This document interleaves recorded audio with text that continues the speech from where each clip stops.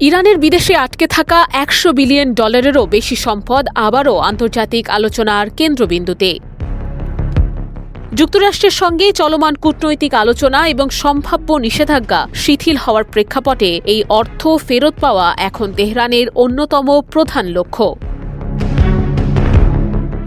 বিদেশের বিভিন্ন দেশে আটকে থাকা ইরানের সম্পদের পরিমাণ নিয়ে বিভিন্ন হিসাব থাকলেও তেহরানের দাবি মোট অঙ্ক $100 বিলিয়নেরও বেশি। এই বিপুল অর্থের সবচেয়ে বড় অংশ রয়েছে চীনে।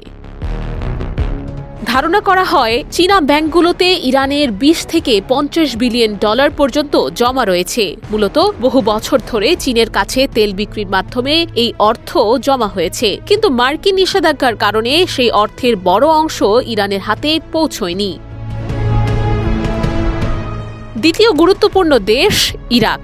ইরানের গ্যাস ও বিদ্যুৎ আমদানির বিপরীতে প্রায় $10 থেকে $15 বিলিয়ন ইরাকের ব্যাংকিং ব্যবস্থায় আটকে রয়েছে। যুক্তরাষ্ট্রের নিষেধাজ্ঞা মেনে চলতে গিয়েই বাগদাদ এই অর্থ সরাসরি তেহরানে পাঠাতে পারছে না।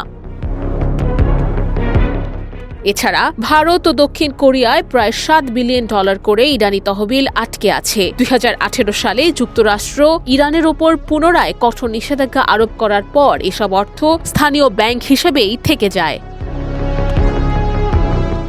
দক্ষিণ কোরিয়ায় থাকা প্রায় $6 বিলিয়ন 2023 সালে কাতারে স্থানান্তর করা হয়েছিল। তবে এই অর্থ কেবল মানবিক খাতে ব্যবহারের জন্য নির্ধারিত এবং এর ব্যবহারও কঠোর নজরদারির আওতায় রয়েছে।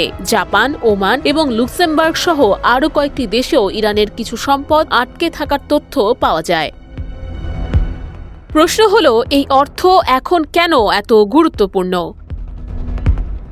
বহু বছর ধরে নিষেধাজ্ঞা, উচ্চ মূল্যস্ফীতি এবং মুদ্রার অবমূল্যায়নের চাপে ইরানের অর্থনীতি দুর্বল হয়ে পড়েছে। ফলে বিদেশে আটকে থাকা এই বৈদেশিক মুদ্রা ফেরত পাওয়া তেহরানের জন্য দ্রুত অর্থনৈতিক স্বস্তি এনে দিতে পারে। এটি আমদানি ব্যয় মেটানো, রিয়েলের মান স্থিতিশীল রাখা এবং অর্থনৈতিক পুনরুদ্ধারে গুরুত্বপূর্ণ ভূমিকা রাখতে পারে।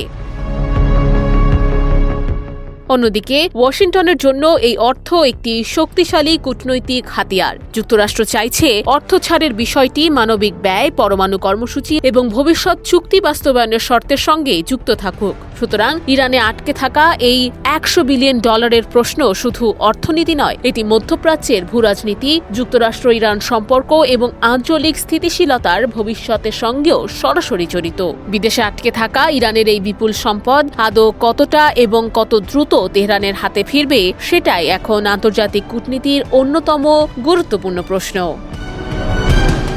নিউজ ডেস্ক, দৈনিক এদিন।